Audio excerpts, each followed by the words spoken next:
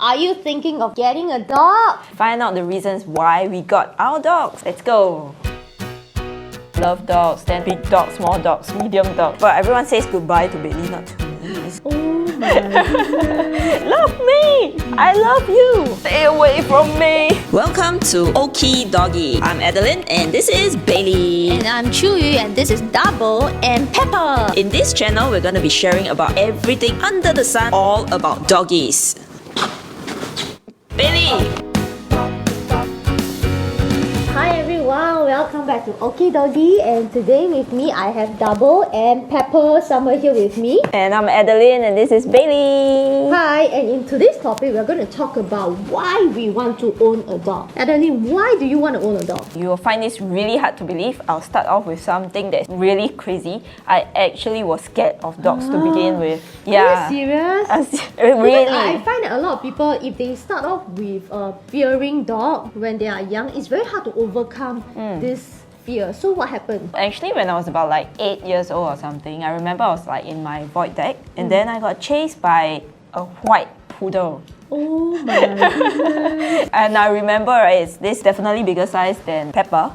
And I got chased and the owner was just laughing. Okay, so honestly, now thinking back, the poodle was playing with me. Okay, and you got scared and traumatized because you don't know what to expect, right? Exactly. A dog was like chasing after you, and if you were to be young and watching cartoons and whatnot, when the dog chases after you, you will feel scared, you think that the dog is gonna bite you. Exactly. So I was scared for a while, and then I think about 20 years old, thereabouts, then I started being exposed to all my friends who had dogs. So when I go over to the house and all that, these two poodle again, I don't know why, this affinity with poodle, and then they would be crazy, like happy to see me. So somehow I started going just crazy over dogs lah. From there, slowly I loved dogs. Then I got to know another friend who had dogs. I got to know multiple friends who had like big dogs, small dogs, medium dogs. That's quite very interesting. That means, right, you started off since young, you had some traumatizing experience with dogs. You were very scared of it, but you managed to overcome it because of adult exposure to other people's dogs. Yes, exactly. Right? But what got you to get your own dog after that? Actually, when about 3.5 years ago, I would say my relationship was a bit crazy. I was in a very emotional state, and then I was just like, I really want a being in my life. Why not like a hamster or like fish? You can get a fish, what? Maybe I should say a conscious being. Okay, not that they are not conscious, of course. I'm not really a fan of fish lah. Besides the fish on plate that you can eat or sashimi. Because like fish, I'm sorry if you are like a fish lover. I think fish are beautiful to have. But fish really goldfish memory, right? 2-3 seconds they forget about you. You just can't feel any connection with the fish. Yeah, so when I say a being, right, a conscious being, I mean maybe the right word to use is a connected being. Like being that you can kind of connect with.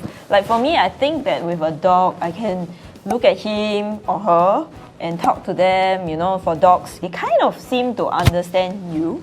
And there is a response, I think. Versus, for example, a hamster, maybe not much response.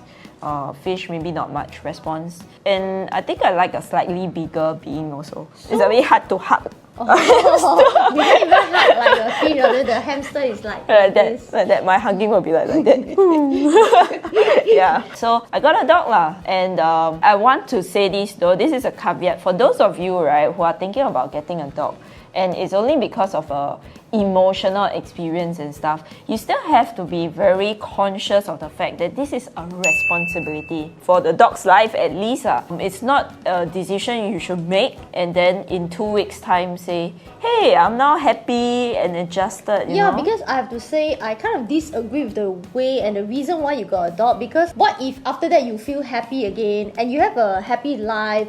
You know, you gotta make sure that it is not just because you are feeling sad, then you got a dog, and then when your life starts to go back uphill and you are, moving on forward with your life, then you know what happens to the dog. So I mean, I'm glad lah, good lah, dog owner. She's a very good dog owner, by the way. So I just want to share this out there. You don't get a dog just because you're feeling sad. You want dependent, right? Wait. I actually was considering all the time. The trigger was that lah. So it was like I always wanted since I think like maybe a few years ago already. And then my parents actually don't agree. Okay. So they say wait for retirement. Then I have time to help you Why look must you after wait your for retirement dog. to get a dog? Do you know that dog requires a lot of energy to take care? Guys?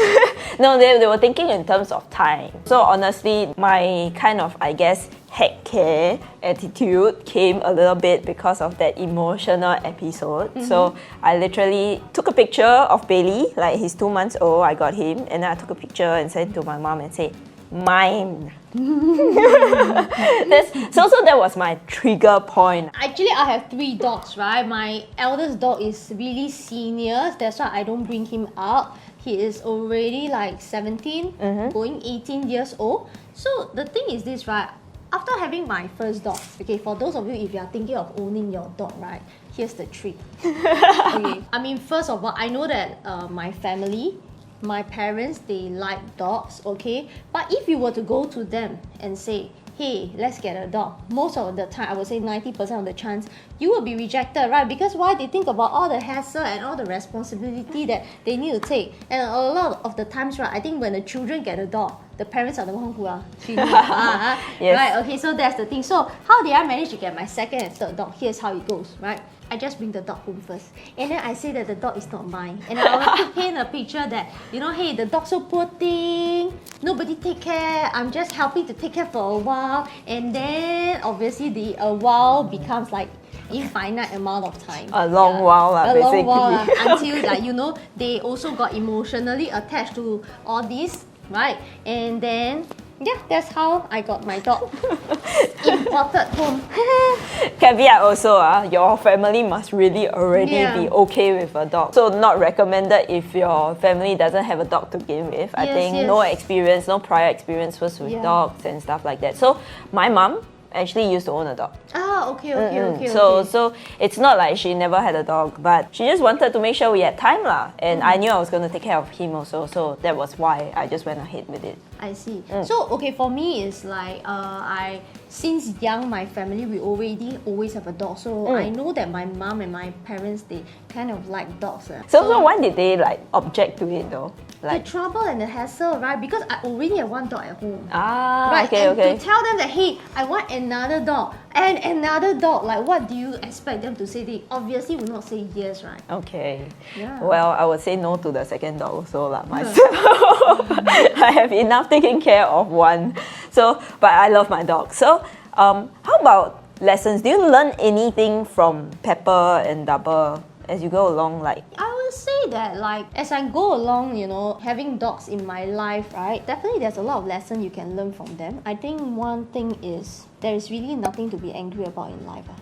what do you mean? You see, right, the dogs are so easily contented with almost everything, right? And they are contented with the same thing over and over again in their life. So every day you come back home, it's the same you, and they are always excited. You give them treat, they are always excited, they are always happy. The same toy, look at this, dirty, smelly, they are still contented with holes here. They are still very happy, right? They are always contented, and you don't really find dogs getting angry. And if you were to scold them, most of the time, 1 minute later, they forget about it. They don't even bear grudges. So really, there's nothing in life to be upset about. And it's actually so easy to be happy in life. That's what I think. That's what very, about you, that's Adeline? very true. So with having Bailey in your life, what is the biggest learning you learn from having a dog? For me, there are two things, but the first is actually about relationship or how I deal with relationship. He actually changed the way I approach my relationship with my family and just people around me lah. What do you mean? What changed? Is it because you have a dog now people like you more? Hey, yes, they do like me more, but They like you or they like your dog? but everyone says goodbye to Bailey, not to me. So, no, the thing is actually with Bailey, right, I realized I put a lot of love to him because I suddenly come to realize that this relationship or this period of time that I have with Bailey is actually finite. and very short. So a dog's normal lifespan is probably 15 to 20 years, depending on the breed, right? So knowing that he's only going to have this very finite short time with me, then it actually changes how I approach the relationship. I actually consider a bit more about if I have any spare time, what can I do with him and stuff like that. So coming to think about it, it's actually similar with human beings. What do you mean? Like, we probably don't really feel it, but with our parents as well, there's also a finite time. It's not that long. I think because we just think our human being lifespan is way longer, right?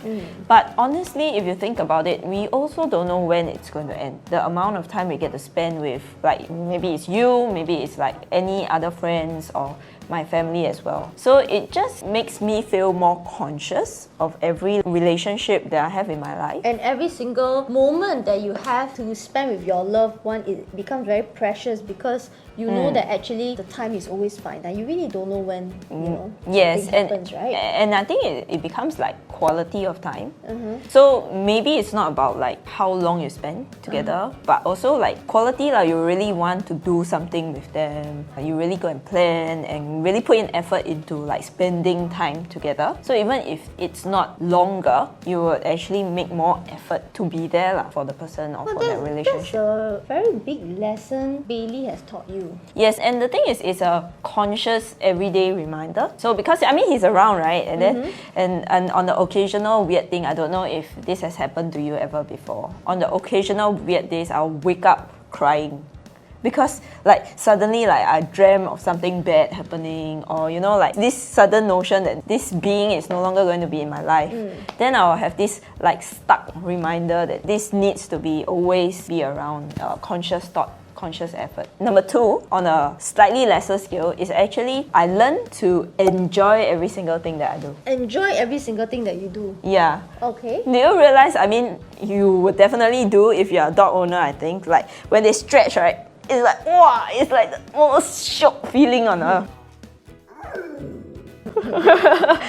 It's as simple as a stretching thing. So, I mean, basically, it's like the dogs are very easily contented. Yeah. Like, so easy to feel happy about every little thing. And then you just need to be very appreciative of what we have. I think human beings tend to forget about that because all the time, we have everything and so much distractions in life that we can get easily, forgetful about what we have in life that is actually so good. Yes, right? exactly right. And coming back to one thing is why, right? We started off with why we got our dogs. So like now, it all boils down to me as like having a being that is emotionally there for me and I can always depend on. Yeah. So I think like what other reasons, right? For those people who are out there watching this video, you're considering like owning a dog, right? What other good things you can tell them and the benefits of owning a dog? 1, emotional support.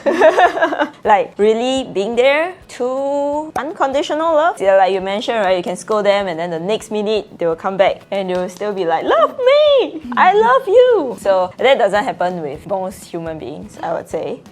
What do you have? I think also like the slight change in lifestyle. Like, I mean, if you really have a dog in your life, you are always very busy. Because let's say if you have an off day, you're free, you're always thinking about, hey, you know what to do, where to bring the dog out to. Even if you're not bringing your dog out, you know that you need to be at home spending time with the dog. I would say for me, my dogs really love me to touch them so much. If I'm slacking at home, watching iPad, watching Netflix, using my phone, they will always use their head, come and disturb me, making sure that my hands are always busy touching them. So I would say that a slight lifestyle change to the better. You will always be busy, you're very occupied. And I say that if you're very active, right, and you know that your dog has a very high energy level, you'll be very active, like physically, and it's good for you, right? That's true. Bailey is not super active, but I will still find it or make it a point to actually bring him to the dog park or just bring him out for a walk, which is in turn healthy for me.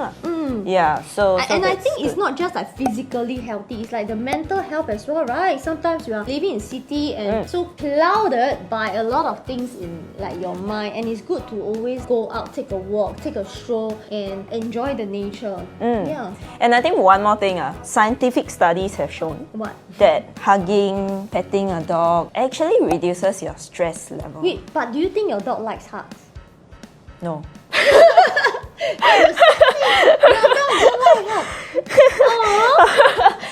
So it's very funny, right? With your dogs, I know they're like really, really into it. Look at how Double is with, dog. yeah, she just loves like being hugged, being touched and everything. So when I carry Bailey, right, he gives me this, stay away from me.